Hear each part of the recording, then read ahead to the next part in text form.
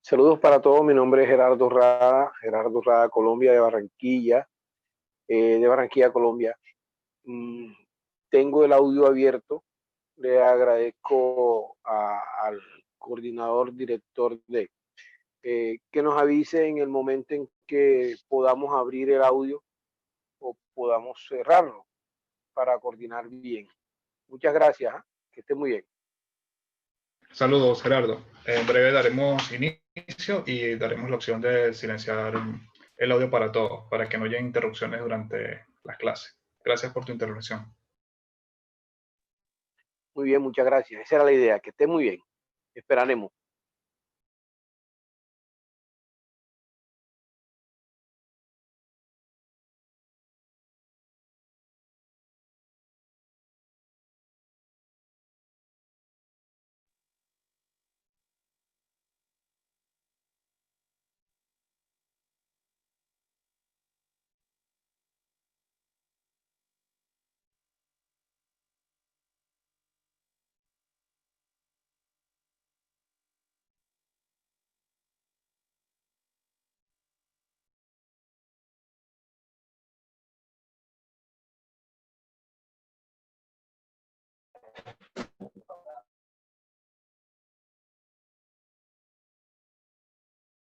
Bien, chicos, muy buenos días a todos. Espero que se encuentren muy bien. Vamos a dar inicio al aula virtual de Ciencias del Deporte. Nuevamente le hago la recomendación a todos, por favor, con los micrófonos apagados. De igual manera, las cámaras para que no exista ningún tipo de intervención durante las clases. Vamos a dar inicio. Unos minutos, ya finalizamos el proceso de admisión a todos los interesados a través de la plataforma. Y bueno, antes de iniciar, darle cordialmente la bienvenida a todos en nombre de Ciencia Deportiva, a través del auspicio de la Universidad Nacional Experimental del Yaracuy, que junto con su pregrado de Ciencias del Deporte y su dirección de investigación de Ciencias Aplicadas, hemos elaborado esta actividad para el provecho de todos los vinculados al deporte, a la actividad física, a la educación física, entre otros. Durante toda la jornada vamos a ofrecer 3 temáticas, 3 clases en relación y nutrición. Para a la actividad, si tienen alguna pregunta durante las clases, voy a hacer ese punto. Si tienen alguna pregunta durante las ponencias, por favor, hacémela llegar a mí a través del chat privado para hacer uso sensible del chat. Me puedo ubicar en el chat como Michael Hayar. Si tienen alguna pregunta durante la intervención, me ubican por el chat y las voy a registrar para al finalizar la clase de cada una de las temáticas, el ponente responsable va a dar respuesta a cada una de ellas. Vamos a dar inicio con la primera clase, el primer temático, a cargo del licenciado Ronnie Muñoz. La primera clase será de antropometría, evaluaciones antropométricas en la actividad física del ejercicio. La segunda clase será sobre la metodología del entrenamiento, el entrenamiento en core, consideraciones y evaluaciones del entrenamiento funcional versus convencional. Y finalizamos con la clase del gasto calórico, el balance calórico, perdón, y gasto energético en el ejercicio físico.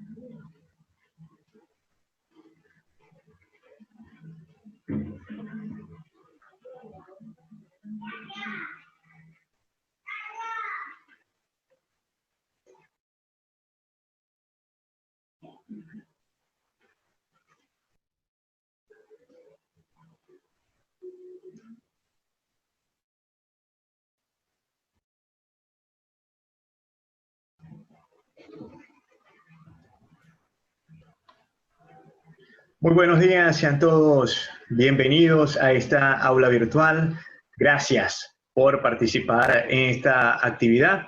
Espero que la información que vamos a compartir con ustedes el día de hoy sea útil y de provecho para que la puedan aplicar en su quehacer laboral, en la actividad física o el ejercicio físico.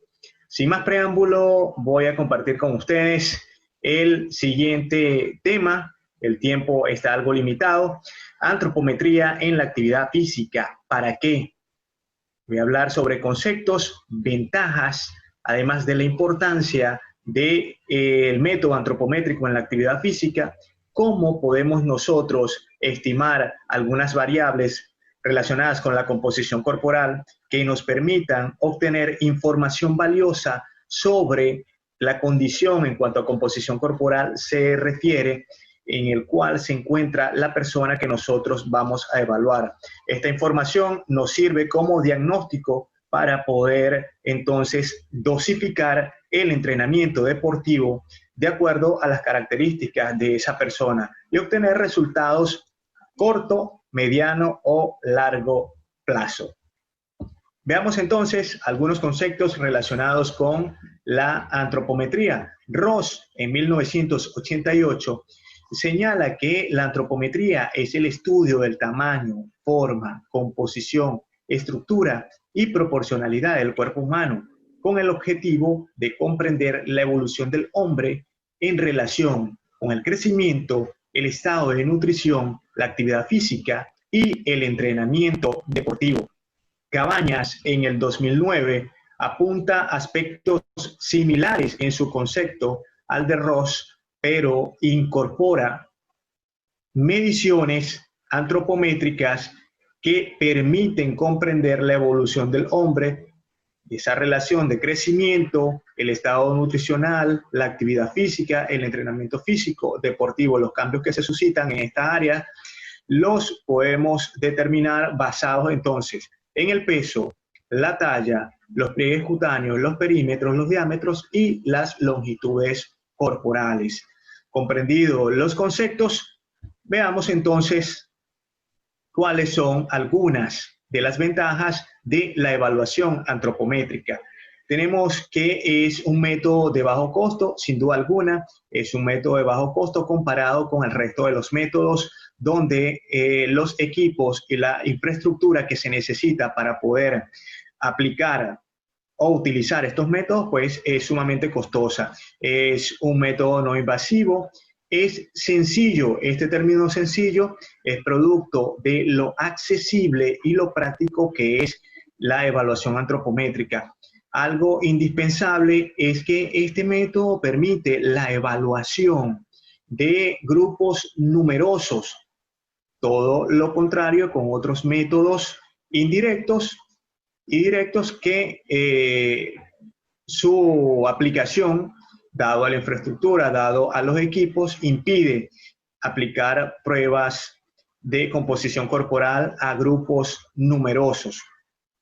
Se maneja como una prueba de campo y lo más importante de todos en cuanto a el aspecto científico y validez se refiere del método antropométrico es que tiene una adecuada correlación con otros métodos o técnicas de evaluación.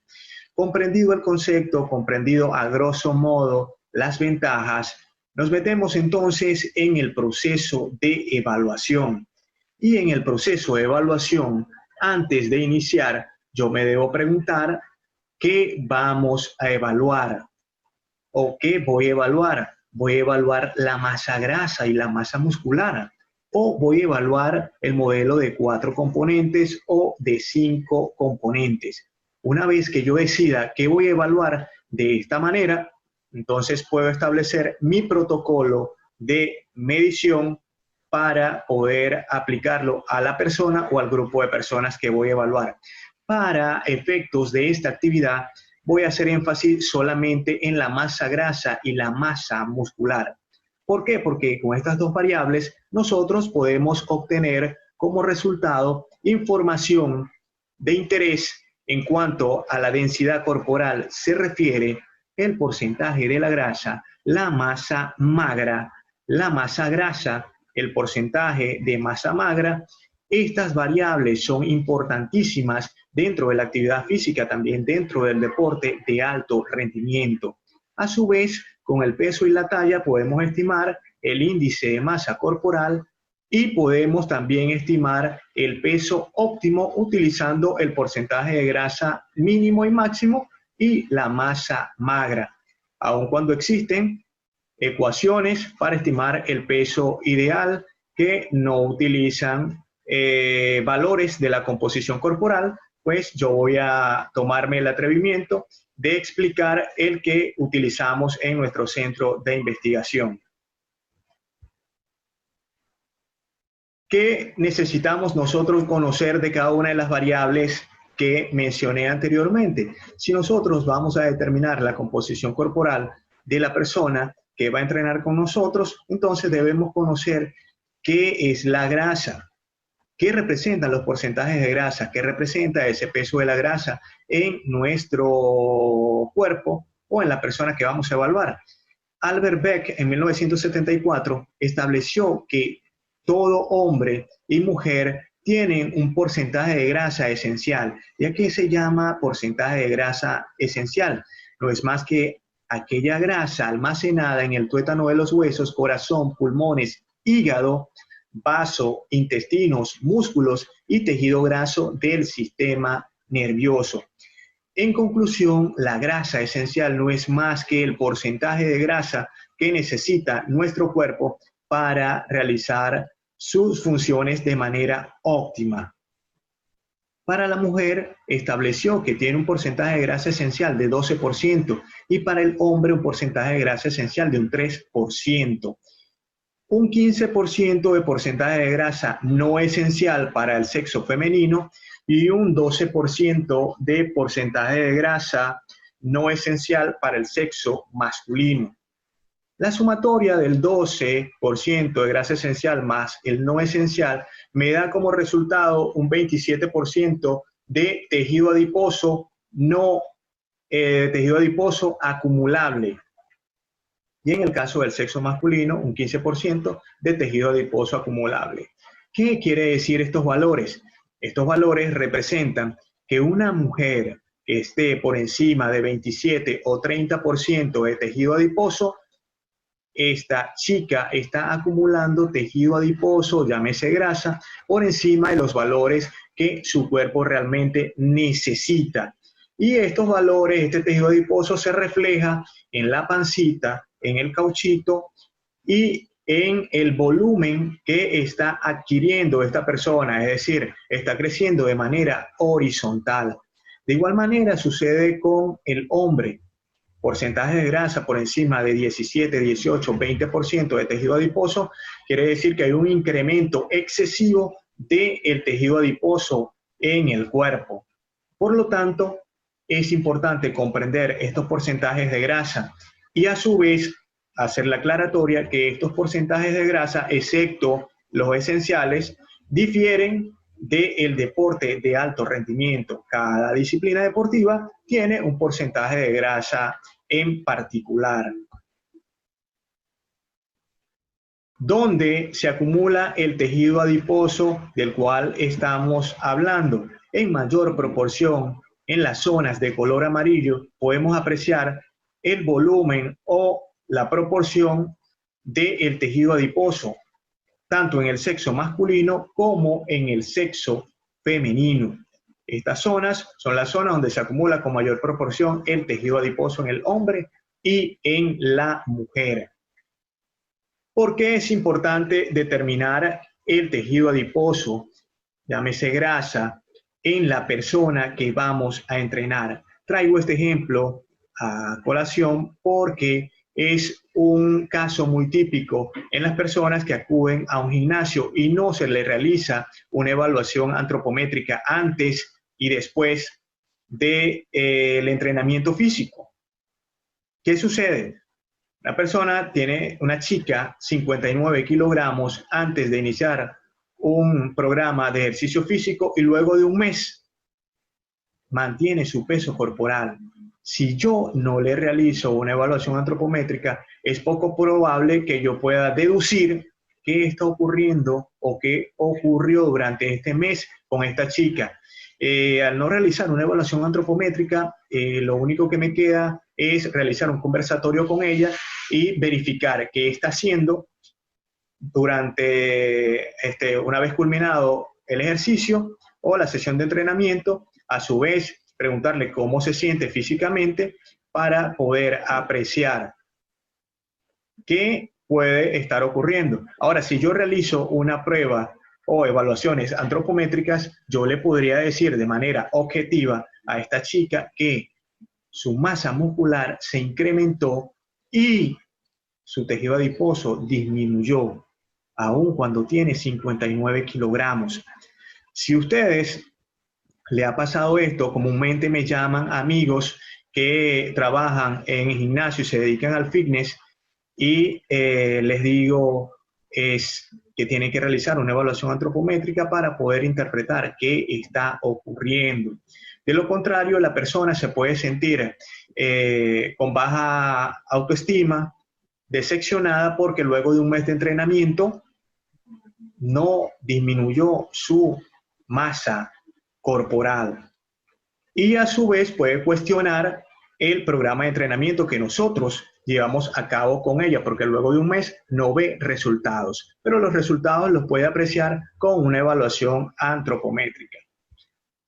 Todos queremos que una vez que la persona entra con estos diámetros de tejido adiposo muy simétricos con el tejido muscular, luego incorporarse un programa de ejercicio con nosotros, pues suceda este cambio, la disminución del tejido adiposo y el aumento de la masa muscular. Todos deseamos que este efecto ocurra con la persona que estamos entrenando.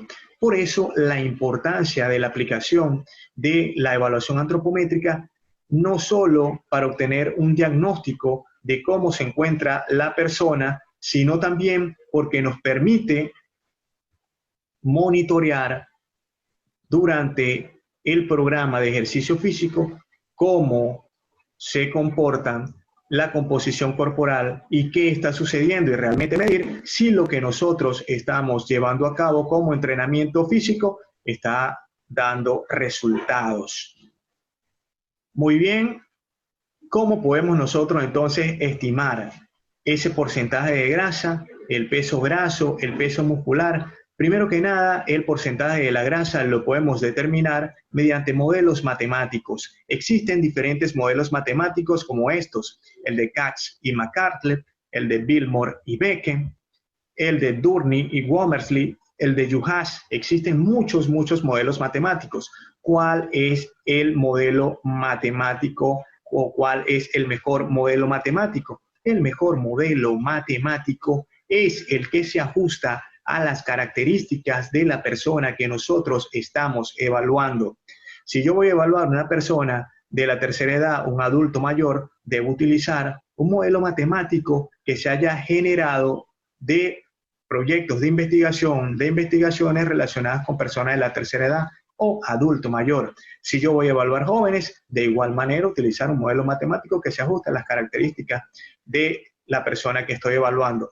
¿Por qué? Porque el resultado va a ser más certero, más cercano a las características de la persona.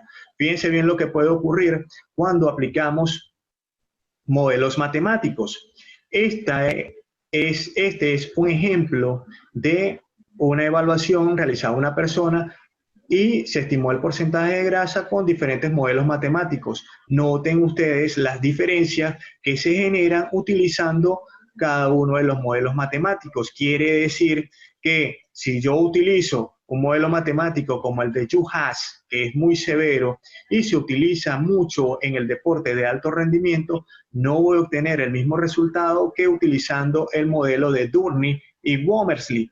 Un aumento realmente considerable del tejido adiposo, una diferencia significativa entre lo que es el modelo de Juhas y el de Durney y Womersley, por citar un ejemplo. Entonces, por eso es importante definir qué modelo matemático vamos a utilizar.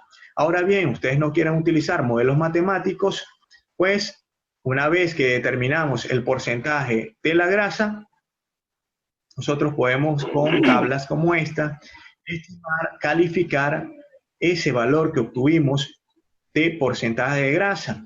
Acá en esta tabla con menos de 8% de tejido adiposo, en el sexo masculino se considera que la persona es delgada, menos de 15% en el sexo femenino, una chica delgada, y así sucesivamente podemos nosotros calificar el valor que logramos obtener de porcentaje de grasa. Me había adelantado, si ustedes no quieren utilizar modelos matemáticos para estimar el porcentaje de la grasa, pues les traigo esta tabla que permite estimar la sumatoria de pliegues cutáneos, el porcentaje de la grasa, pues basado en la sumatoria de pliegues cutáneos.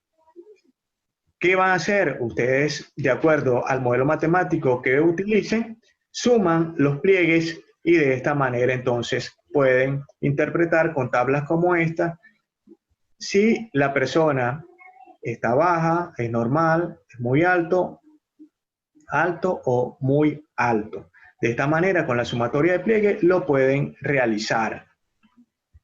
A su vez, pueden utilizar la interpretación de modelos de cambio de la composición corporal basados en el peso y los pliegues cutáneos. Explico. Si una persona mantuvo su peso y mantuvo sus panículos, quiere decir que la masa muscular se mantuvo y la masa grasa también. Si una persona mantuvo su peso y aumentó sus panículos, quiere decir que la masa muscular disminuyó y aumentó la masa grasa. Si una persona mantuvo su peso y disminuyó sus pliegues cutáneos, quiere decir que la masa muscular se incrementó y la masa grasa disminuyó. Así sucesivamente yo puedo interpretar cada uno de los valores basado en el peso y los panículos sin utilizar un modelo matemático o sumatoria de pliegues cutáneos. 3 herramientas que pueden utilizar para poder llevar a cabo la evaluación del porcentaje de grasa en las personas que ustedes han decidido entrenar. Otra de las variables que nosotros vamos a determinar es la masa magra. Y la masa magra no es más que el peso de los músculos, los huesos y las vísceras, sumado a ello el tejido adiposo esencial. Este es el peso magro de la persona que nosotros vamos a evaluar. ¿Cómo lo determinamos? Lo determinamos de la siguiente manera. Primero, debemos determinar el peso de la grasa, que lo estimamos de la siguiente manera. Peso multiplicado por el porcentaje de grasa dividido entre 100. Y el peso magro no es más que el peso menos el peso de la grasa. Vamos acá con un ejemplo sobre la composición corporal para que ustedes tengan una idea de qué hacer con esas personas que han decidido entrenar. Este es un cálculo de la composición corporal utilizando el modelo de Durney y Womersley. Realizamos la evaluación del peso, de la talla y los pliegues del tríceps, bíceps, subescapular y la cresta ilíaca. Como pueden apreciar, acá está la ecuación de Durney con 2 constantes y el logaritmo de x1, que no es más que la sumatoria de estos pliegues. ¿Por qué estos pliegues y no otros?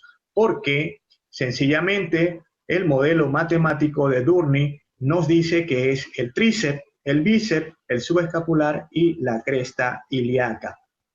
Realizamos la sumatoria de los pliegues, esto me da 29, realizo la ecuación y me da como resultado la densidad corporal, este valor que tenemos acá.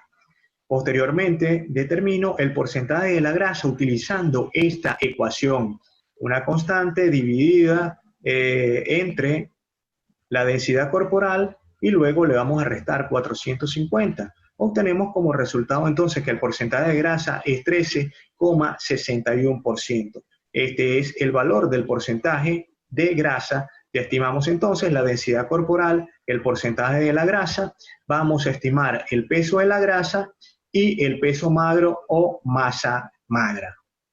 Peso de la persona que evaluamos, 80 kilogramos, porcentaje de grasa, 13.61, esto me da como resultado 10.89. El peso magro no es más que el peso de la persona menos el peso graso, 80 kilogramos menos 10.89. De esta manera ya obtengo entonces el valor de 4 de las variables que voy a estimar en la composición corporal. Vamos a evaluar el peso ideal. ¿Y cómo lo podemos hacer? Les decía al inicio de la presentación que vamos a utilizar la ecuación que nosotros aplicamos en nuestro centro de investigación, que es la siguiente: el peso mínimo es igual al peso magro multiplicado por 100, y utiliza acá un porcentaje de grasa mínimo y un porcentaje de grasa máximo. Tenemos los valores, 80 kilogramos, la talla, tenemos el peso magro, por supuesto. Antes debemos estimarlo para poder utilizar la ecuación, y el porcentaje de grasa mínimo permitido es de 14 y el máximo es de 18. Sustituimos los valores dentro de la ecuación. Este 62 no es más que el peso magro y este 18 no es más que el porcentaje de grasa máximo permitido. Obtengo como resultado que esta persona debe pesar máximo 75.80 kilogramos y un mínimo, utilizando el porcentaje de grasa mínimo, que sería 14, sería de 72.09. Nosotros utilizamos estos valores de rango para no utilizar valores absolutos. El utilizar valores absolutos es importante, ¿sí? Y en buena medida es un resultado significativo. Sin embargo, nosotros en nuestro centro hemos podido concluir que cuando utilizamos un valor absoluto, ejemplo, tienes que pesar 75.80 kilogramos sin darle un margen a la persona y en este caso pesa 80, entonces ya automáticamente la persona diría, oye, no, tengo que disminuir 5 kilogramos, eso es mucho, o viceversa. Debería estar en 75 y debería pesar 80. Entonces, este margen de rango le permite a la persona ubicarse y no autoevaluarse y deprimirse por su peso corporal si no tiene el adecuado. Como variables relacionadas con la salud, es importante determinar el índice de masa corporal. Y ustedes lo conocen, no es más que el peso entre la talla expresada en metros elevado al cuadrado. Realizamos esta operación y con esta tabla u otra podemos calificar a la persona si está en rango normal, si tiene sobrepeso, está obeso y así sucesivamente. Podemos calificar entonces el resultado del índice de masa corporal. ¿Por qué aplicar el índice de masa corporal? Porque es un indicador de obesidad a nivel mundial y es importantísimo aplicarlo dentro del protocolo de evaluación que nosotros vamos a utilizar. Ahora bien, es importante que ustedes manejen con criterio que personas con un desarrollo muscular acentuado, vamos a encontrar un valor de índice de masa corporal por encima de los valores normales. Es decir, se puede ubicar en sobrepeso u obeso dependiendo de ese desarrollo muscular. Esto no es producto de tejido adiposo excesivo, es producto de ese desarrollo muscular acentuado.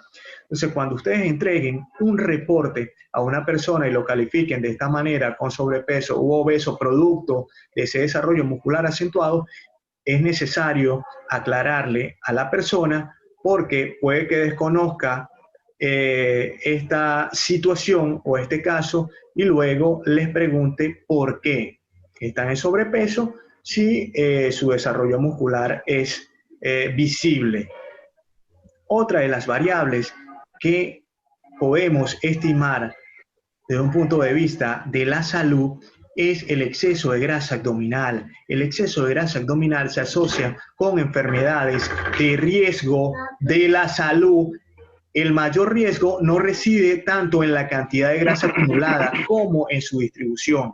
El riesgo del exceso de grasa abdominal es que genera un trío mortal o un cóctel de enfermedades como lo es la obesidad abdominal, la hipertensión arterial y la diabetes.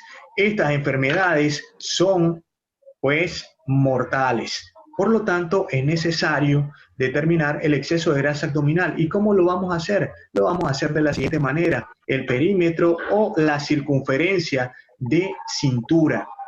Determinamos el perímetro o la circunferencia de cintura y con este valor, entonces, en esta tabla lo ubicamos y podemos nosotros calificar si tiene un riesgo elevado o un riesgo muy elevado de acuerdo al valor que obtuvimos en la evaluación. ¿Qué vamos a utilizar? Solamente una cinta métrica. Mayor de 80 para el sexo masculino, un riesgo muy elevado, un riesgo elevado, un riesgo muy elevado, mayor de 88, y observen que para el femenino mayor de 94 y mayor de 102, pues son resultados de riesgo elevado y de riesgo muy elevado. ¿Qué variable podemos incluir? Aparte de las que ya he mencionado, pues la distribución de la grasa con el coeficiente cintura-cadera. La relación cintura-cadera me permite entonces establecer o obtener valores de salud si esta persona tiene altas probabilidades o bajas probabilidades de padecer de alguna enfermedad relacionada con la obesidad y que puede ser perjudicial para su salud. No es más que el perímetro de la cintura dividido entre el perímetro de la cadera expresado en centímetros multiplicado por 100. Obtenemos como valores normales de 0,71 a 0,80 para las mujeres y de 0,78 a 0,94 para los hombres. Se puede apreciar la edad de un grupo de personas para calificarlo, si tiene bajo riesgo, si tiene moderado, si tiene alto o muy alto riesgo y los valores que representan para poder calificar el resultado. Señoras y señores, espero que esta actividad sea de provecho para ustedes. Antes de despedirme, es necesario que toda aquella persona que desee incursionar en el área de la antropometría, es necesario practicar y practicar para obtener una buena técnica de evaluación, disminuir el error técnico de medición y poder ofrecer y obtener resultados confiables, resultados cercanos a lo que corresponde con esa persona que hemos evaluado. Como pueden apreciar, son variables muy importantes para el diagnóstico y para monitorear ese entrenamiento deportivo que nosotros impartimos y a su vez utilizamos como materiales glicómetros o adipómetros, cinta métrica, una balanza y una cinta métrica o tallímetro para poder estimar la talla. No necesitamos de un aparataje o de equipos sumamente costosos, aun cuando el antropométrico, pues ciertamente es algo costoso, pero no necesitamos una mayor infraestructura ni equipos para poder llevar a cabo un proceso de evaluación con la antropometría. Espero les haya gustado la información, totalmente a la orden. Gracias por su participación.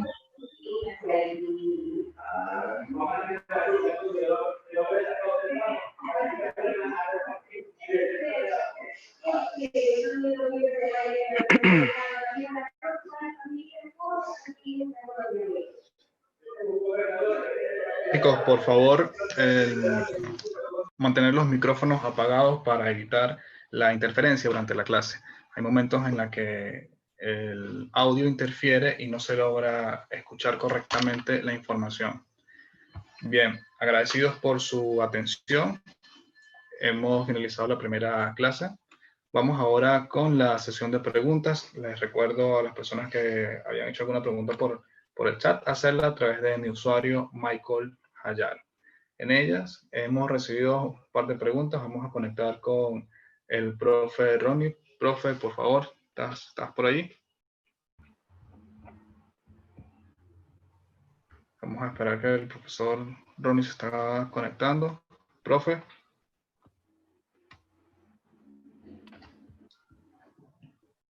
Para las personas que habían comentado que tenían problemas con la conexión de YouTube, en el enlace de YouTube se colocó una segunda entrada para que puedan observar el aula virtual totalmente en vivo. Michael, ¿me escuchas? Sí, profe, ya escuchamos. Profe, vamos con las preguntas que recibimos a través del chat de Zoom y del chat de YouTube. Vamos con la primera pregunta. ¿El índice de masa corporal es importante en el mundo fitness? Pues como tal, en el mundo fitness, no necesariamente. Para serles honesto, no es necesariamente porque en el mundo el índice de masa corporal es un indicador de obesidad y en el mundo fitness es poco probable encontrar una persona con un exceso de tejido adiposo en su cuerpo. Por lo tanto, determinar el índice de masa corporal en el fitness, vamos a obtener como resultado una persona con una calificación con sobrepeso u obeso por ese desarrollo muscular acentuado. El índice de masa corporal no es más que para determinar problemas de salud y por tal motivo se aplica como un método para diagnosticar algún problema de salud relacionado con la obesidad. Pero en el mundo fitness, pues es totalmente distinto. Muy bien, profe. Muy interesante. Voy con la segunda pregunta. ¿Algunas recomendaciones o algunos tips que se deben tomar en cuenta para tomar los pliegues cutáneos en población obesa? Pues la antropometría para personas obesas es algo realmente engorroso, por así decirlo, dentro del procedimiento. ¿Qué le sugiero yo a las personas que vayan a evaluar a personas con sobrepeso? Practicar muchísimo para y marcar, hacer un proceso de marcación realmente preciso, de manera de que las evaluaciones que se realicen de manera repetitiva coincidan siempre con el punto indicado de evaluación. ¿Qué sucede cuando una persona es muy obesa?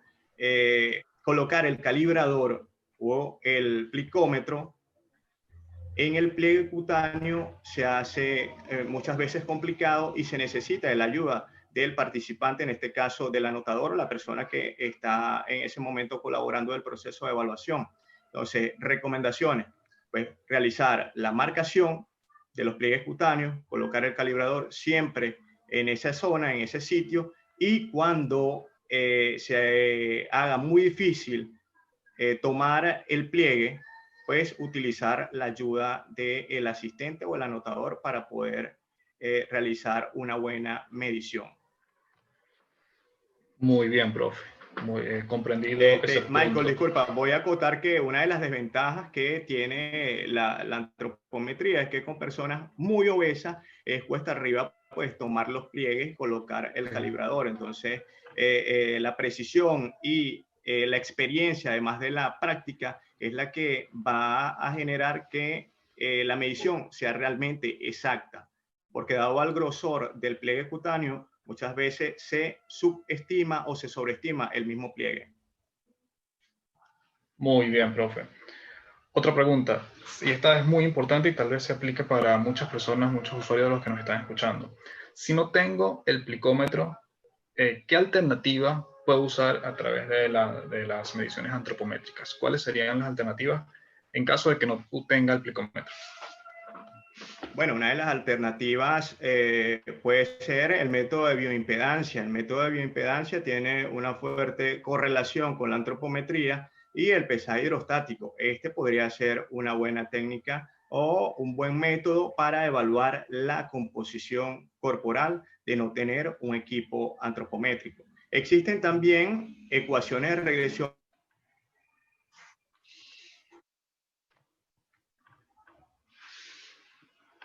Aló, profe. Creo que se le cayó el audio al profe. Ahí está, se está reconectando. Recuerden que está conectado en vivo y tal vez sucedan problemas de conexión. Profe, por favor, ¿te reportas en cuanto el audio llegue nuevamente? ¿Me copias? ¿Me copias? Sí, sí, te copio. Profe, nos estabas Ok, comentando sobre las perfecto. alternativas. Entonces respondo a la pregunta. Método de bioimpedancia, y en la actualidad existen ecuaciones de regresión lineal y se está utilizando las mediciones de perímetros para estimar la composición corporal también. Se han derivado estudios de investigación sobre la circunferencia o perímetros para establecer la composición corporal. Son unas de las dos opciones. Yo realmente recomiendo la bioimpedancia si no tienes antropometría. Bien, vamos con una última pregunta. El porcentaje de grasa corporal ideal va a depender del tipo de deporte que se practique. Cada disciplina deportiva, no tiene que ver esta pregunta con la actividad física, pero cada disciplina deportiva tiene un porcentaje de grasa ideal u óptimo. Recuerden que en el alto rendimiento, pues los entrenadores y los deportistas están en búsqueda de obtener un peso óptimo, y mientras menos tejido adiposo puedan tener dentro de los parámetros establecidos, mucho mejor va a ser su rendimiento. Aun cuando existen excepciones dentro del deporte, pues la norma es la norma. Debemos trabajar con la norma y no con las excepciones. Entonces, resumo, existe un porcentaje de grasa esencial para cada una de las disciplinas deportivas y muchas difieren unas con otras. Lo mismo un futbolista que una atleta que practique voleibol o practique baloncesto o practique béisbol.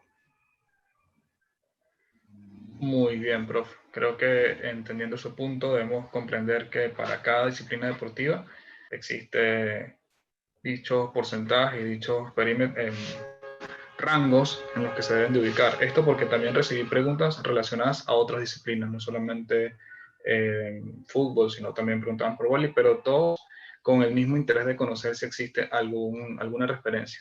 Entonces, la existe, pero contextualizada a dicha disciplina. Ahora bien, vamos a la segunda clase. En esta vamos a abordar una temática diferente. Vamos a entrar en lo que es la metodología del entrenamiento deportivo. Vamos a presentar al licenciado Jorge Rojas. Él les va a hablar sobre el entrenamiento en el core, convencional versus funcional. Profe.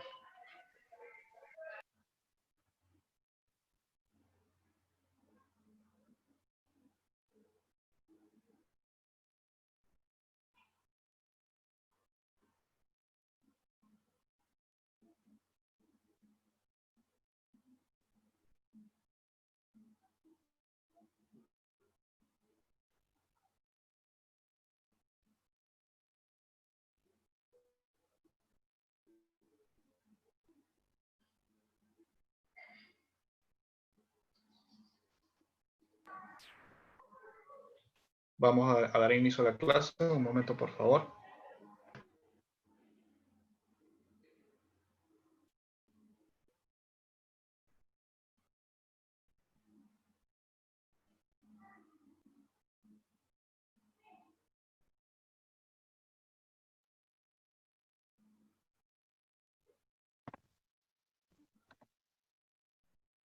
Hola, bienvenidos una vez más a esta aula virtual de ciencias aplicadas al deporte. Les vengo a compartir un tema muy controversial, como es el entrenamiento del core, su entrenamiento convencional versus su entrenamiento funcional. Mi nombre es Jorge Rojas, soy licenciado en ciencias del deporte, también tengo varias formaciones afines a lo que respecta a las ciencias aplicadas. Actualmente laboro en una cadena de gimnasio en la ciudad de Medellín y también soy asesor en el área de acondicionamiento físico de ciencia deportiva. ¿Qué vamos a tratar durante estos minutos? Pues lo siguiente: ¿qué es el core? Anatomía del core, función del core su entrenamiento convencional, su entrenamiento funcional, algunas recomendaciones, algunas propuestas de ejercicios y al finalizar la sección de preguntas. Ahora bien, ¿qué es el core? Primero debemos aclarar que el concepto de core no lo vamos a encontrar en la literatura anatómica clásica, ya que es un concepto totalmente funcional que hace alusión a la región lumbopélvica y todas las estructuras óseas, musculares, ligamentosas que rodean el tronco. El core también nos permite conectar las extremidades tanto superiores e inferiores. Pero para comprender muy bien el core debemos comprender muy bien su anatomía y lo componen tres subsistemas. El primero de ellos es el sistema neural, que a su vez se compone por el sistema nervioso central, propios receptores y mecanorreceptores. Ahora vamos al sistema pasivo, que lo estructura toda la parte osteoarticular, ligamentosa, cartilaginosa, espacios intervertebrales, entre otros. Ahora, por último, tenemos el sistema activo, que es todos los grupos musculares que rodean y dan estabilidad al tronco. Si ahondamos un poquito más en el sistema pasivo, encontramos a la columna vertebral, a la caja torácica, a la cintura escapular y a la cintura pélvica. Este es el sostén del tronco de nuestro cuerpo. Ahora, si nos vamos al sistema activo, en los que generan movimiento, nos vamos a la cara anterior, vamos a encontrar los músculos más famosos de la zona abdominal, como es el recto abdominal, los famosos chocolaticos o six-pack, el oblicuo externo, el oblicuo interno y el transverso abdominal. Este grupo muscular nos permite la flexión de tronco y pequeñas rotaciones. Ahora, si nos vamos a la cara posterior, encontramos un gran número de músculos, pero para resaltar lo siguiente, como es el multifidus, el cuadrado lumbar, el glúteo mayor y erectores espinales. Estos músculos nos ayudan a hacer extensión de columna, así como estabilizar la cintura escapular y mantenerlos en tono postural durante cuando nos colocamos de pie. Ahora, si buscamos el sistema activo en la cara superior, vamos a encontrar al diafragma. Este se activa al momento de la exhalación, al momento de estornudar y al momento de defecar. Por último, tenemos el suelo pélvico. El mismo, estos grupos musculares que componen el sistema pélvico son el iliococcigio, el elevador del ano, el pubo rectal, entre otros. Estos nos ayudan a fijar rígidamente la cintura pélvica. Vale aclarar que actualmente no existe un consenso de cuántos músculos componen la zona core, pero les traje a alusión los músculos que más encontramos en la literatura del core. Ahora, ¿qué función tiene el core? Primero que todo, tiene la función de generar estabilidad durante el movimiento dinámico o estático, para así una correcta transferencia de fuerza hacia las extremidades, bien sea superior o inferior. Una correcta activación del core nos permite un mayor control motor y mejorar nuestros gestos técnicos o deportivos. Ahora, vamos a la primera vertiente, que es el entrenamiento convencional del core. El entrenamiento convencional del core, muy ahondado o muy basado en los métodos de fisicoculturismo para generar hipertrofia. Son ejercicios repetitivos con alto volumen de repeticiones y series con el fin de hipertrofiar la zona que estamos trabajando. Pero, ¿qué nos dice la ciencia con respecto a este tipo de metodología? Pues Pogby en el 2005, durante sus diversos estudios, estableció que realizar crunch abdominal nos genera pérdida de estabilidad.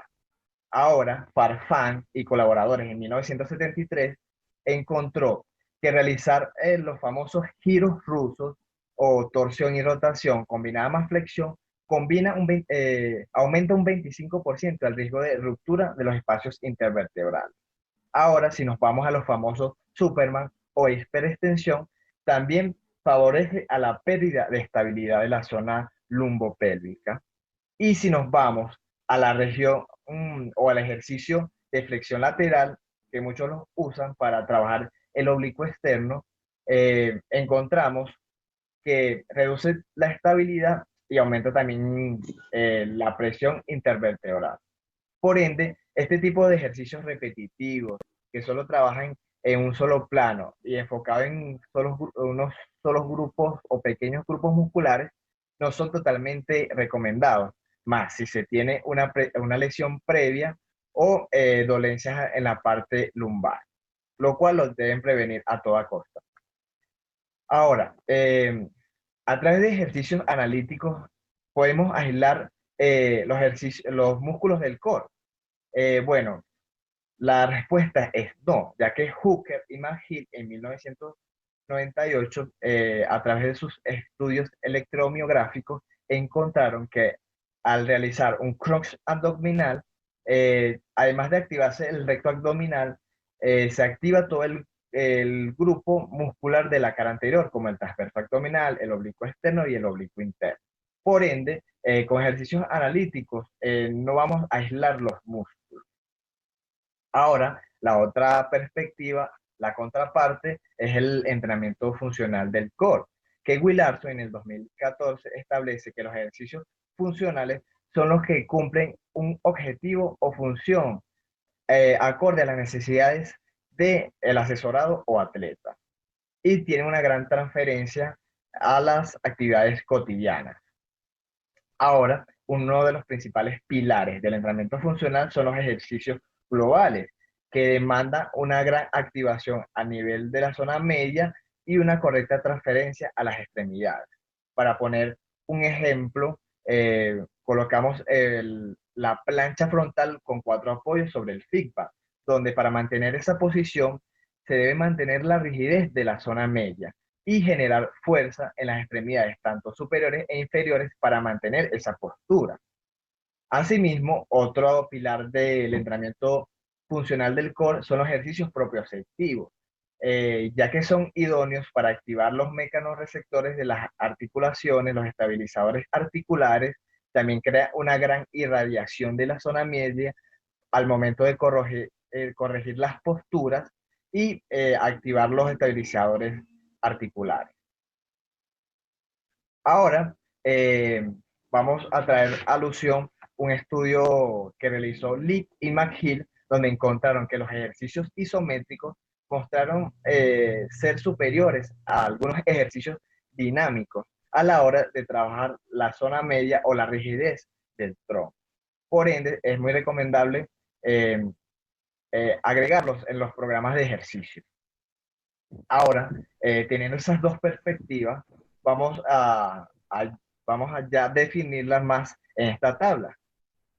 ¿Cuál es el objetivo del entrenamiento convencional? El primer objetivo que tiene el entrenamiento convencional es generar hipertrofia. En cambio, el entrenamiento funcional tiene como principal objetivo generar estabilidad durante movimientos dinámicos y estáticos. Ahora, el entrenamiento convencional se caracteriza por trabajar en un solo plano. En cambio, el funcional es multiplanar. Trabaja los múltiples planos en una serie de movimientos. El enfoque a nivel muscular del entrenamiento convencional son músculos aislados, trabajar músculos aislados. En cambio, el entrenamiento funcional trabaja todos los grupos musculares de la zona media. Por ende, este tipo de metodología o enfoque muscular en el entrenamiento convencional tiene poca transferencia a las demandas de movimiento, bien sea atléticas o de la cotidianidad. Ahora, el entrenamiento funcional, ya que se adecua a las necesidades del usuario, tiene una alta transferibilidad a los gestos o demandas de movimiento, bien sea atléticas o para el día a día. Ahora, con respecto a las cargas físicas, el entrenamiento convencional se basa en un volumen alto de cargas. Se caracteriza, por ejemplo, en un número alto de repeticiones y un número alto de series, lo cual hace aumentar el estrés en las dichas zonas lumbopélvicas. Ahora, el entrenamiento funcional su volumen de carga es baja a mediana intensidad de las cargas, manejo de las cargas. Ahora, con respecto a la intensidad, el entrenamiento convencional se caracteriza de baja a mediana intensidad. A veces no son ejercicios tan complicados, pero sí son muy repetitivos. En cambio, el entrenamiento funcional, su intensidad es alta, ya que esos ejercicios son de gran complejidad, lo cual demanda un gran control neuromotor. Y por último, y no menos importante, es el índice de lesión, ya que emplear ejercicios convencionales, repetitivos, tiene un gran índice de lesión, de mediana a alto índice de lesión. En cambio, entrenamiento funcional tiene de mediana a baja índice de lesión. También estudios han establecido que trabajar de manera idónea la zona media va a reducir el riesgo de lesión tanto del tren inferior como del tren superior. Ahora, algunas recomendaciones para diseñar los programas de ejercicio para la zona media de manera idónea. El primer punto que debemos tener en cuenta es la evaluación previa. Analizar si el usuario o atleta tiene algún tipo de lesión, dolencia en la zona lumbar, para no programar ejercicios que acentúen los gestos o movimientos que perjudiquen la zona lesionada y o tengan mayor índice de lesión. También utilizar el principio de individualización, ya que los usuarios y atletas tienen demandas y necesidades y objetivos distintos. Por ende, un ejercicio puede ser que le sirva a una persona, pero si aplico ese mismo ejercicio en otra persona, puede que no tenga el mismo efecto. Ahora, también debemos aplicar el principio de especificidad. Y ahí debemos estudiar las demandas o necesidades de movimiento que emplea diariamente nuestro usuario o atleta. ¿Para qué? Para moldear o colocar los ejercicios que más se adecúen a las necesidades de movimiento de nuestro asesorado. Y en el diseño de programas de ejercicio debemos tener siempre en cuenta el principio de progresión de las cargas y también el principio de progresión de complejidad de los ejercicios. Es decir, comenzar desde lo más fácil a lo más complejo.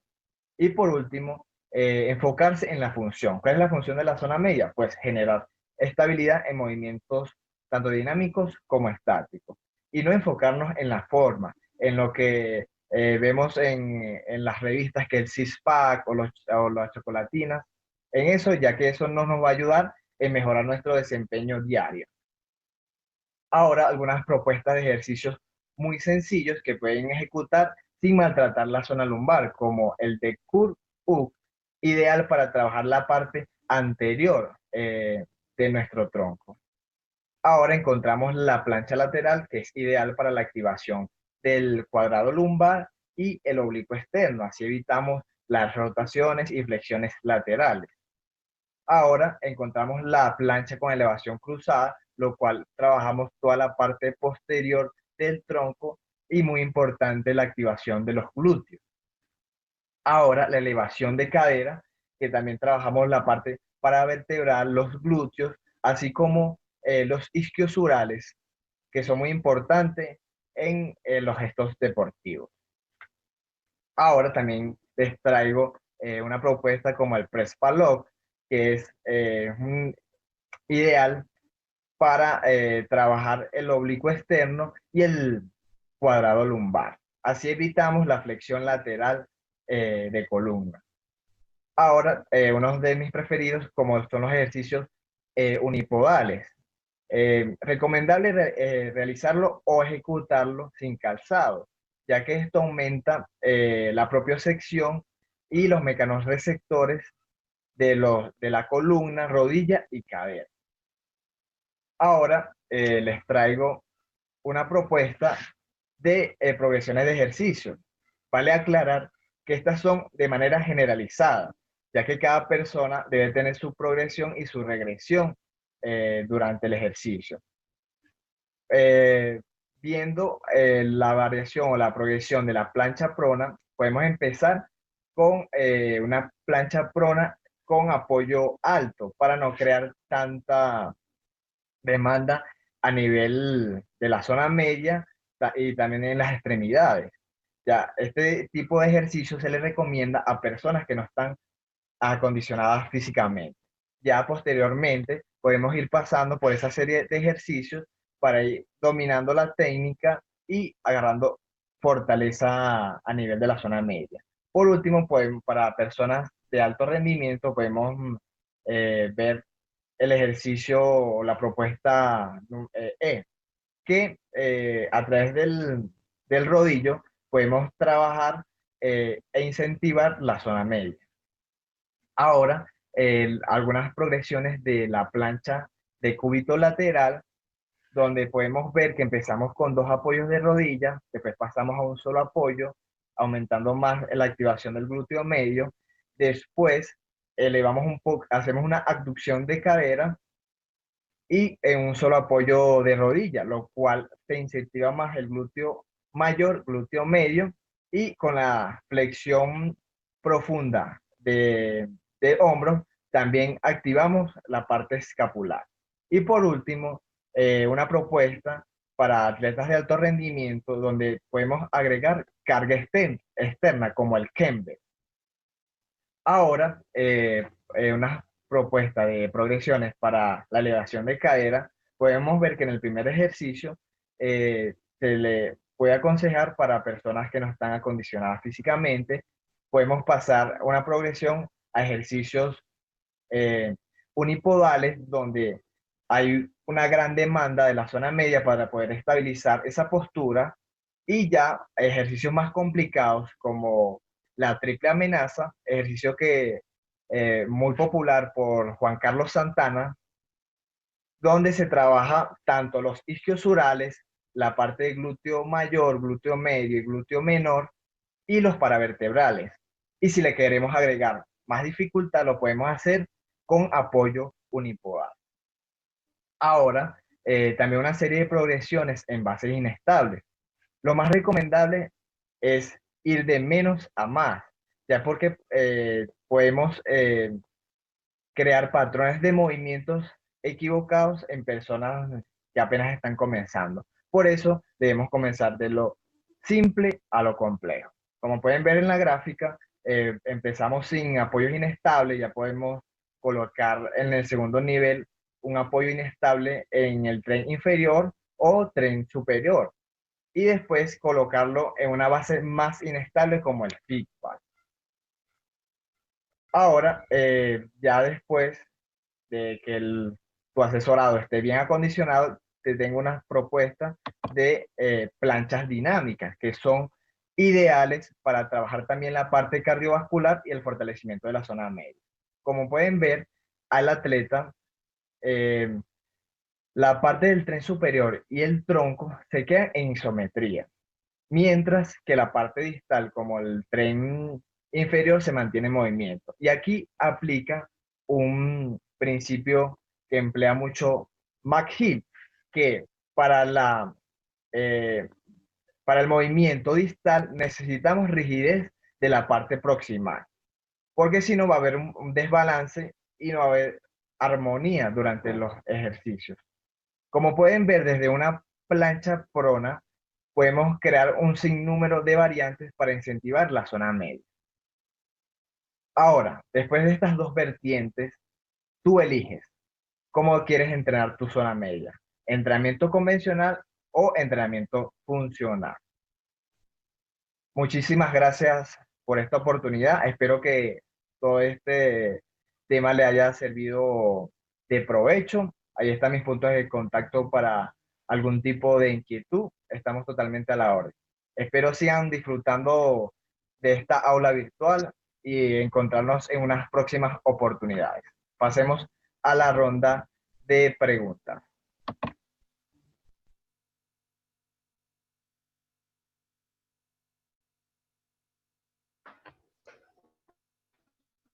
Bien, hemos finalizado con la segunda clase de la virtual. roja sobre el entrenamiento de deporte versus funcional. Iniciar la sesión de preguntas y respuestas. Si está conectado. Hola, Michael. ¿Me escuchas? Te escucho, tengo dificultad en verte, pero sí te escucho.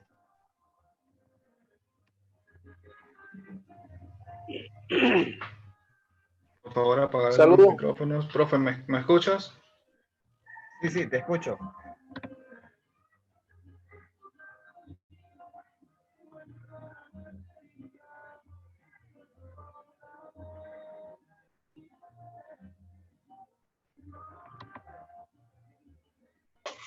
Profe, ahora Se vamos te escucha un con poquito la... entrecortado. Por favor, apagar el resto de los micrófonos. Ya por chat le han dejado algunas recomendaciones.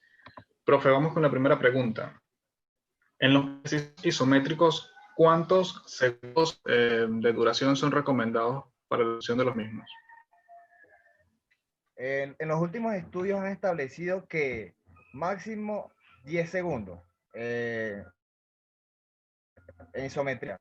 En lo que es plancha de cuito prona, en todo ese tipo de planchas, es mejor de 10 a 15 segundos máximo. Ya que si duramos como regularmente, vemos en esos retos en las redes sociales, como las planchas de 1 minuto, 5 minutos, generamos también una hipoxia en los músculos profundos de la zona media, como el multifidus y los erectores espinales también.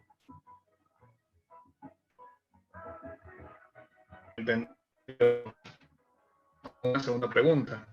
¿Cuántas repeticiones son recomendadas o cuántas son en medida para trabajar el fallo muscular en los ejercicios funcionales? Regularmente, en los ejercicios funcionales trabajamos más intensidad, como les dije, de 10 a 15 segundos para no generar tanta fatiga, pero sí trabajar mucho en la zona media, la irradiación y la rigidez de la zona media. Entonces, nada, les recomiendo es trabajar por periodos de tiempo de 10 a 15 segundos, máximo 20 segundos, pero con una intensidad alta, que haya un gran grado de complejidad, para que se pueda incentivar toda la parte neuromuscular, también como los propios receptores y los mecanorreceptores. En la siguiente pregunta, ¿los ejercicios funcionales pueden servir como método de readaptación para las personas que tengan alguna lesión lumbar? Efectivamente sí, ya que existen, en la actualidad existen muchos protocolos basados en entrenamiento funcional para la readaptación de los deportistas o personas que sufren frecuentemente de dolor lumbar. Así que sí los recomiendo adecuadamente al principio de individualización. Muy bien, profe. Vamos con la última pregunta. ¿En qué parámetros nos basamos para la evaluación y dosificación del ejercicio del core con respecto al volumen de trabajo? Actualmente se están empleando acelerometría en smartphone para controlar la carga de la zona media. En la actualidad manejamos mucho la parte cualitativa, pero a través de los smartphones se están evaluando la parte ya cuantitativa, los números. Pero regularmente lo maneja más el preparador físico o el fisio, eventualmente como vean el desarrollo de un tipo de lesión o cómo lo vaya trabajando al deportista día a día. Pero lo ideal es no sobrefatigar la zona media con muchos ejercicios de flexión, hiperextensión, rotación, ya que, como dije previamente, ocurre un gran grado de estrés en los espacios intervertebrales. Ok, profe. Bueno, muchísimas gracias. Muy interesante y muy amena la clase. Vamos ahora a abordar el último eje temático referente a la nutrición deportiva y específicamente con el tema del gasto energético, calórico y ejercicio físico. Por favor, me permite para compartir pantalla, para poder Claro que reproducir sí. la clase. Un placer a todos. Cordial, un fuerte abrazo. Gracias.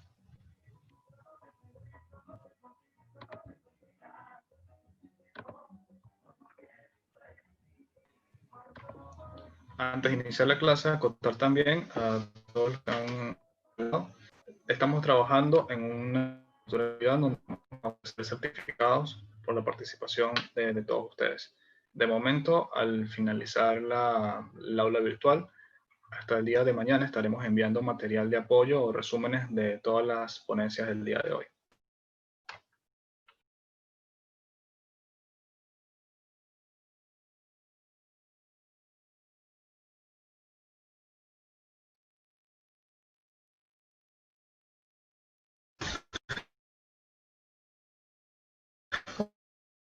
Hola, ¿qué tal? Bienvenidos a esta clase que tratará sobre el balance calórico y gasto energético en el ejercicio físico.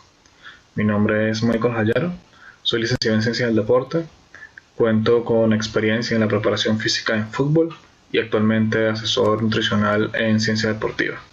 Cuento con diferentes cursos y extensiones de reforzamiento profesional en materias de gerencia deportiva, metodología del entrenamiento, nutrición, antropometría, entre otros.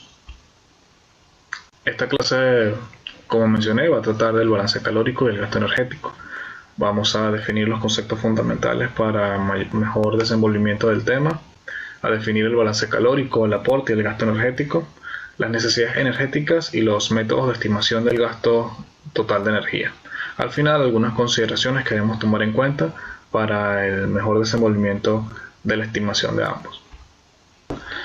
Antes de entrar en ella, debemos diferenciar y conocer detalladamente algunos términos que vamos a hacer usos durante la clase. Uno de ellos es la alimentación, que se define como conjunto de eventos que da lugar a la ingesta voluntaria de alimentos. Esta contempla tres etapas: selección, método de preparación e ingesta de alimentos. Muy diferente de lo que es la nutrición.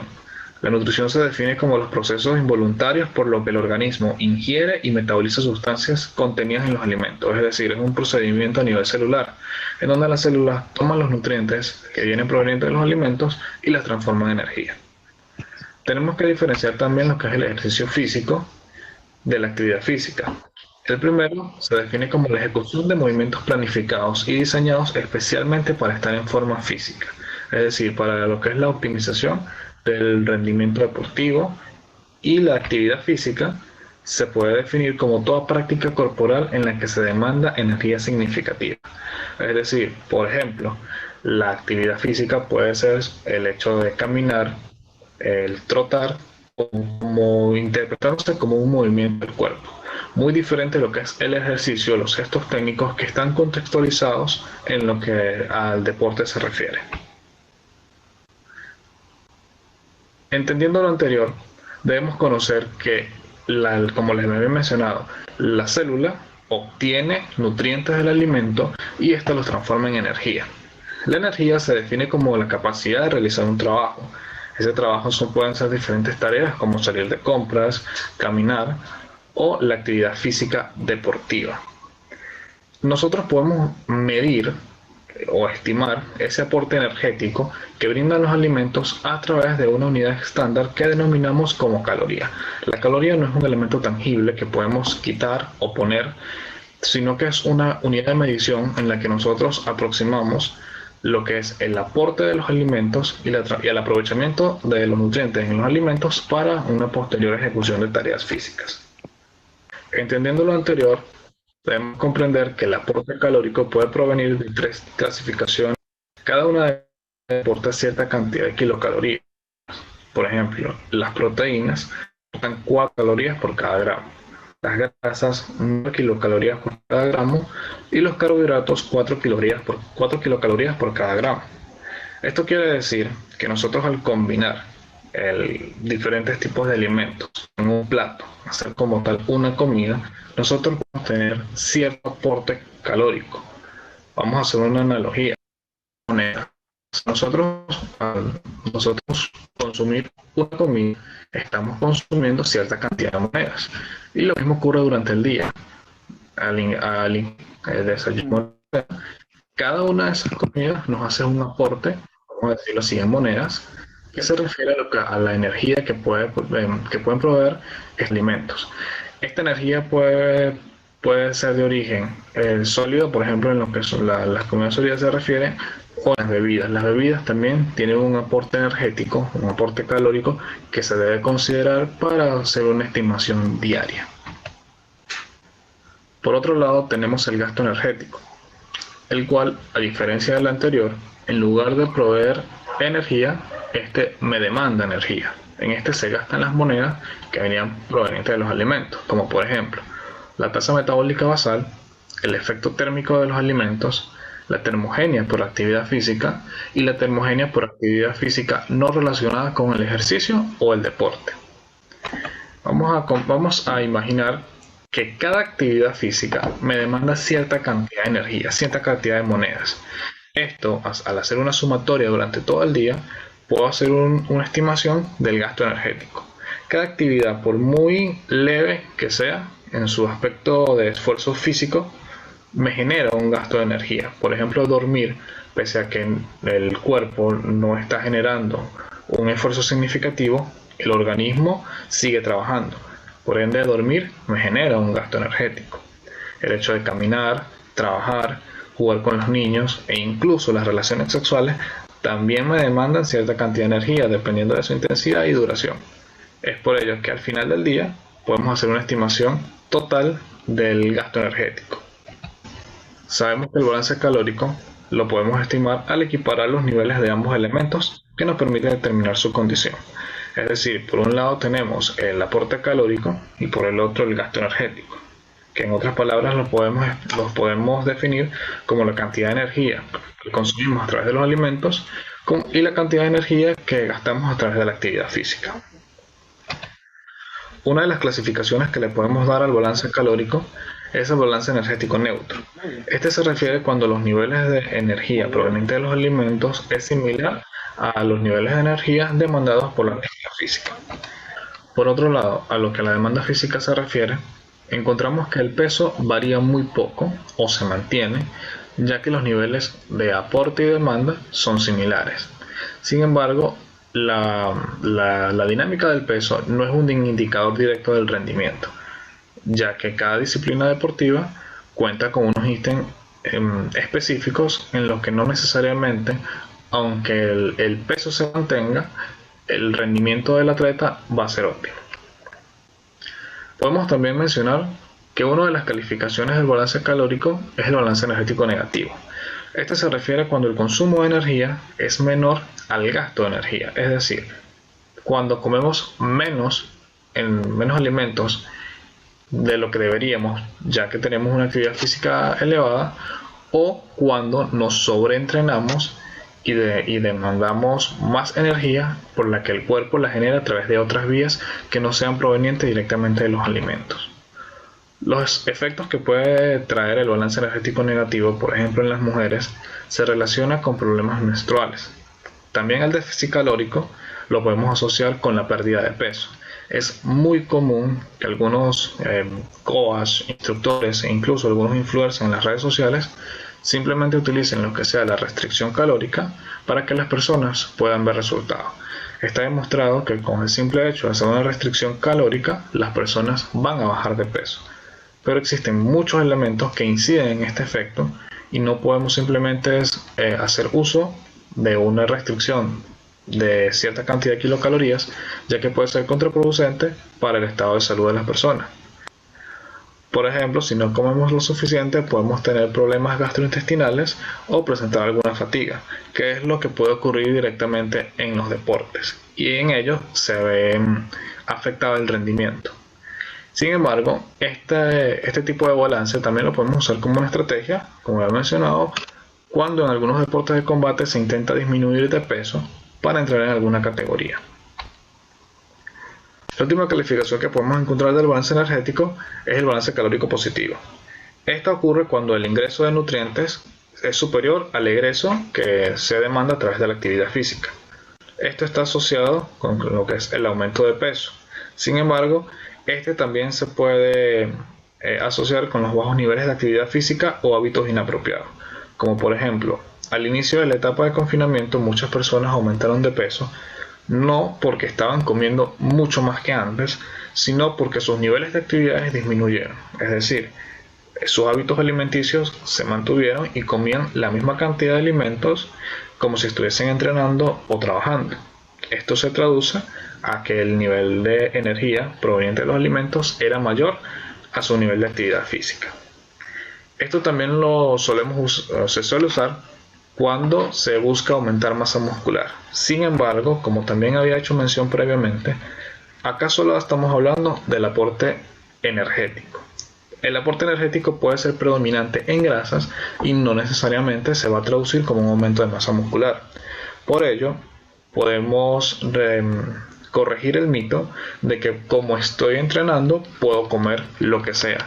Y no es así. Esas personas que están activas dentro de un plan de entrenamiento o pertenecen a un equipo deportivo no necesariamente están sujetas a comer cualquier tipo de alimento, en su mayoría de grasas saturadas, solamente justificando el hecho que hacen actividad física, debido a que los efectos de las mismas pueden ser contraproducentes contra su rendimiento y su salud a largo plazo.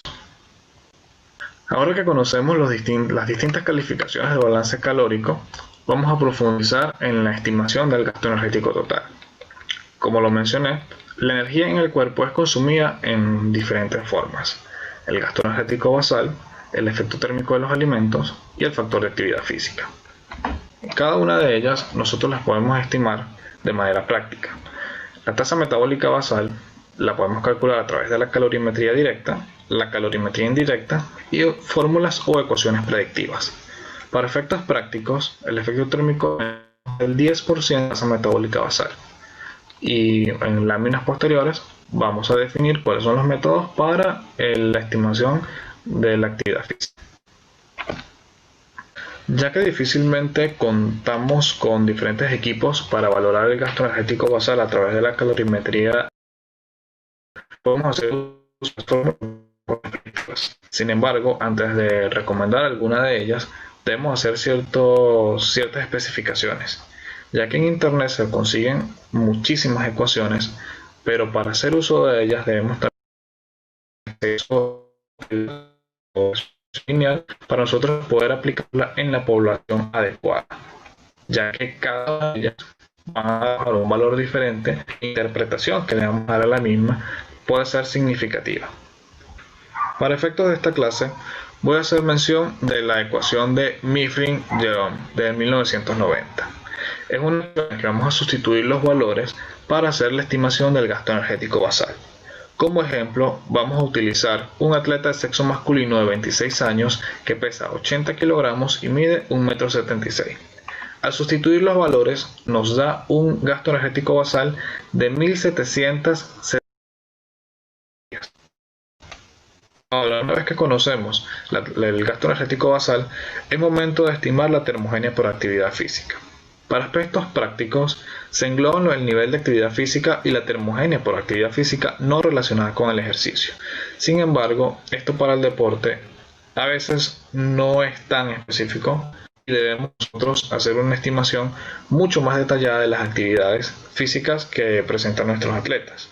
Es decir, diferenciar las actividades físicas relacionadas con el desarrollo de la forma deportiva y las actividades físicas no relacionadas con la forma deportiva, sino que forman parte de las labores, aunque estas en ocasiones también representan un gasto energético e incluso puede ser hasta mayor.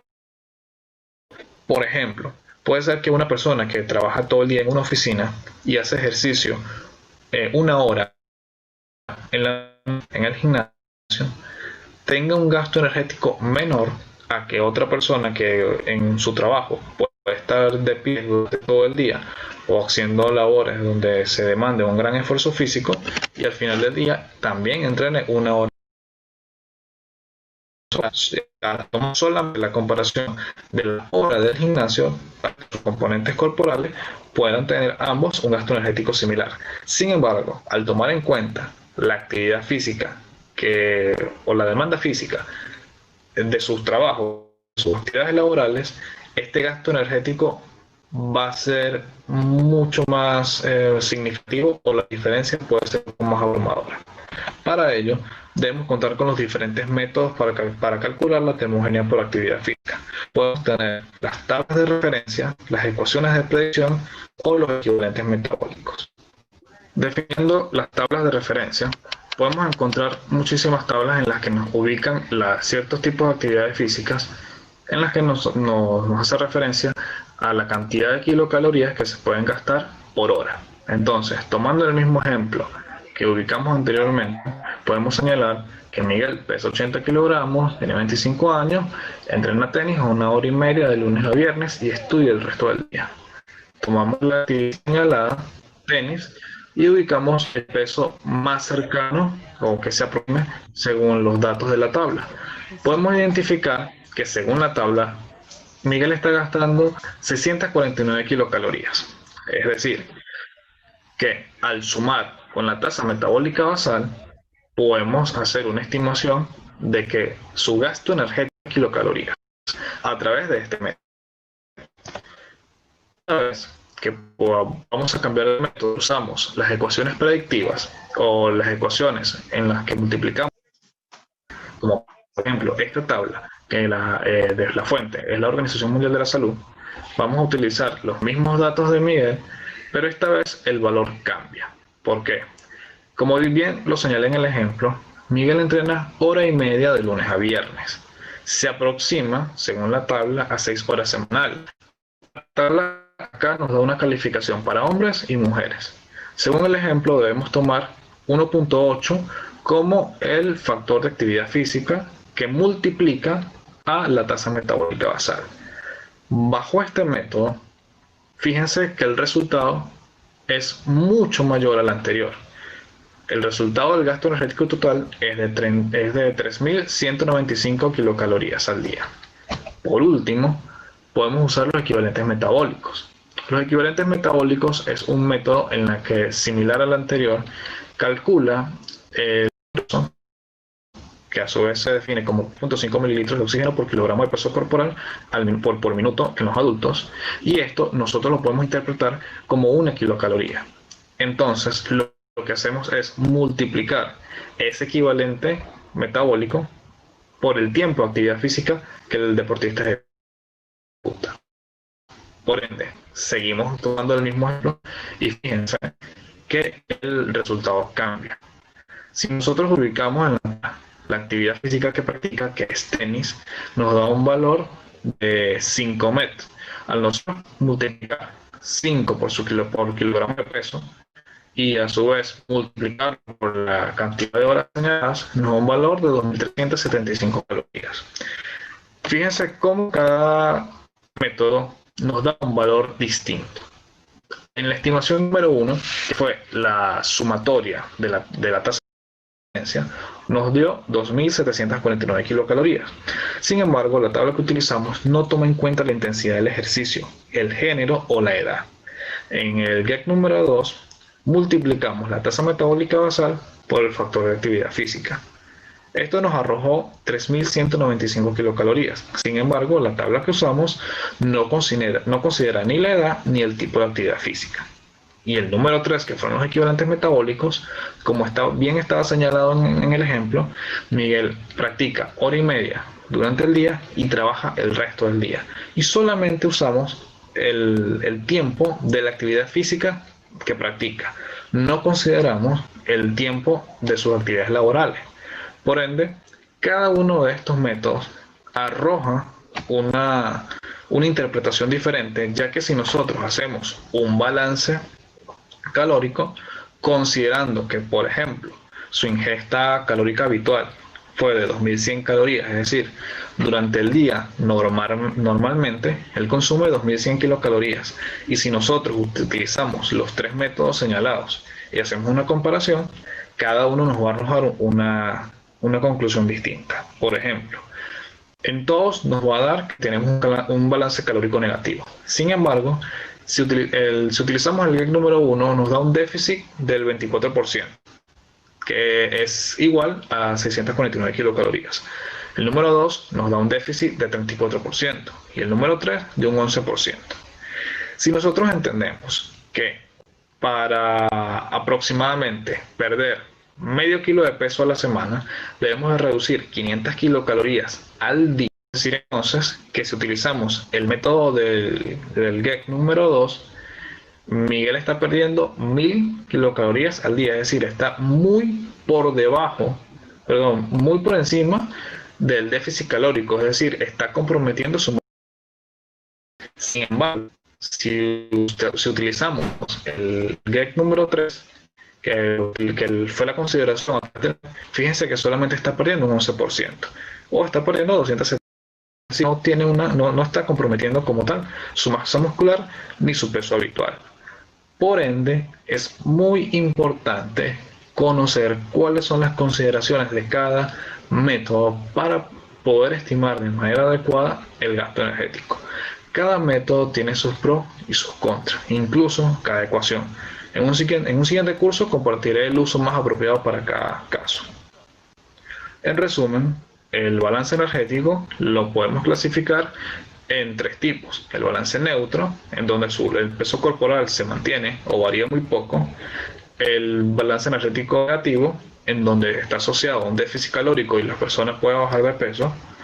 O el balance energético positivo, en donde los nutrientes y calorías provenientes de proteínas se puede aumentar masa muscular o a través de un superávit del proteína en grasa se puede aumentar de peso, pero en grasa, es decir, está muy relacionado con la obesidad.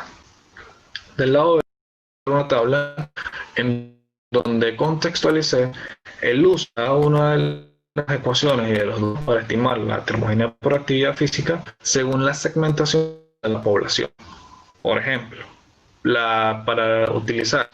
para estimar la tasa metabólica basal en sedentarios, se puede utilizar la ecuación de Harris y Benedict. Para física se pueden utilizar las 3 ecuaciones. Esto a través de las investigaciones previas que he realizado o de interpretacional, es lo que utilizo. Fíjense que en las deportivas se puede utilizar tanto el MET como el NAP, ya que, como lo señalé en un ejemplo, hay deportistas que solamente tienen una actividad al día. De hecho, hay deportistas que durante la mañana pueden hacer media hora de cardio y entrenan horas de la noche. Esto sumado a que puede ser que durante el día estudien o trabajen. Por ende, no podemos tomar a esa persona y hacer una estimación de gasto energético solamente con una tabla de referencia, un valor que arroje solamente un resultado tomando en cuenta una actividad. Es decir, para un procedimiento mucho más individualizado, se debe tomar en cuenta ese tipo de actividades y se puede tomar en cuenta a través del LAB o a través del MET. Por ende, para una próxima clase estaré compartiendo este tipo de criterios para que puedan mejorar el uso de los diferentes métodos, para que estén atentos a las diferentes publicaciones que vamos a hacer a través de las redes sociales y que espero que les haya gustado esta clase. Cualquier duda o consulta, hacerla a través del chat. Muchísimas gracias y gracias por acompañarnos.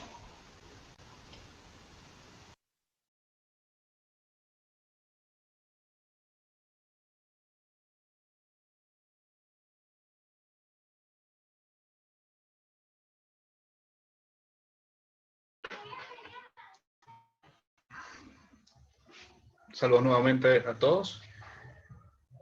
Espero haya sido de su agrado esta última clase del aula virtual. Espero por la intervención del profe Rodney. Michael, felicitaciones por esta excelente intervención. Pues tenemos preguntas acerca de tu tema y la primera pregunta tiene que ver con lo siguiente. ¿Es necesario estimar el efecto térmico de los alimentos? Bien, antes de responder directamente a un contexto no específico, debo aclarar que, por ejemplo, para lo que es la nutrición clínica, que se diferencia mucho de lo que es la nutrición deportiva, sí coincide lo que es la noción del efecto térmico de los alimentos, ya que para efectos prácticos, en lo que a la nutritiva se refiere, representa aproximadamente un 10% a la dieta de la persona sea muy alta en proteínas, por ejemplo, una dieta mediterránea o alguna prescrita por algún profesional, o que a su vez su dieta también sea alta en condimentos o alimentos que tengan como ingrediente mucho picante, porque el picante y las proteínas aumenta levemente el efecto térmico de los alimentos. Muy bien, segunda pregunta, entonces, ¿el gasto energético se puede medir en niños? Sí, sí se puede medir en niños. Existen ecuaciones de referencia de manera práctica que se pueden utilizar. Una de ellas, una de las referentes que más se puede encontrar en Internet, son las referencias de la Organización Mundial de la Salud.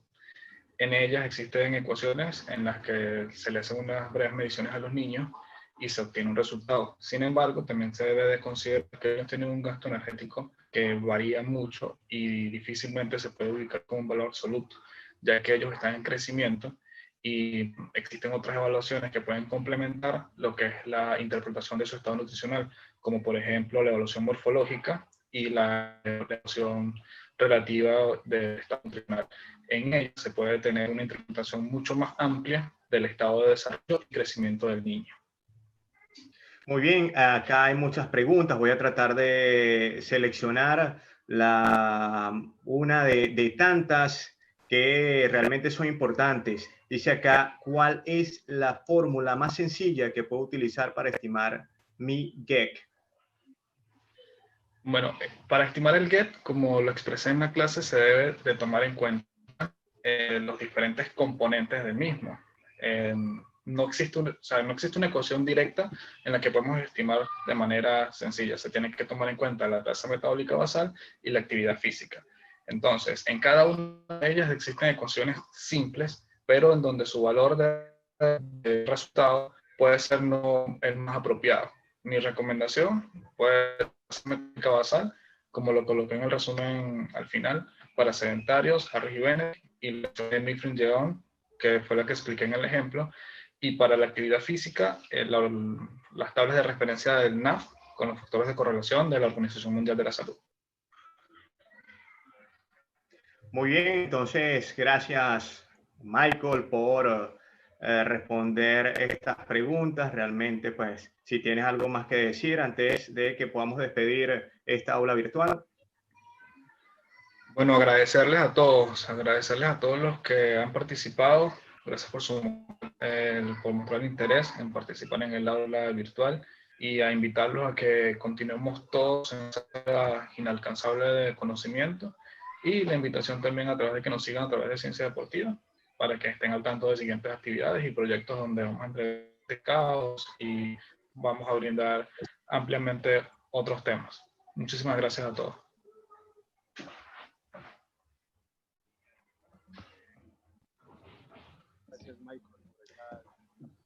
Bien, entonces, de esta manera nosotros queremos agradecer de parte de Ciencia Deportiva, también de la Universidad Nacional Experimental del Yaracuy, el Centro de Investigaciones de Ciencias Aplicadas al Deporte, esta casa de estudios, su pregrado Ciencias del Deporte, así como también, pues, una vez más, Ciencia y Deporte, el auspicio de esta aula virtual. Gracias a todos ustedes por su participación. Los invitamos a que nos sigan en las cuentas. Estaremos realizando próximas actividades, próximos eventos relacionados con las ciencias del deporte, la actividad física y la salud, con certificaciones ya con otras instituciones. De esta manera, pues, agradecemos a todos ustedes por su participación y muy pendientes en su correo electrónico para hacerles llegar la información, además de llenar un formulario que le estamos enviando en este momento. Gracias de verdad, que tengan un feliz día y que la pasen muy bien. Gracias, muy amable, excelente capacitación. Gracias a todos los ponentes.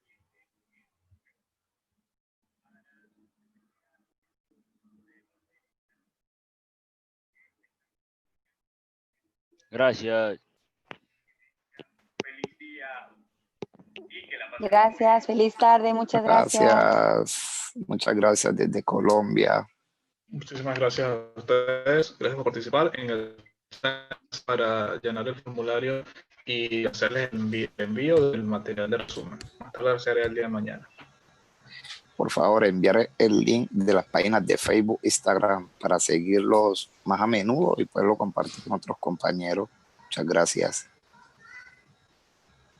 Bien, ya se va a contar en el chat. En Facebook nos puedes conseguir como Ciencia Deportiva en Venezuela y Ciencia Deportiva en Instagram. Ya lo colocamos en el chat.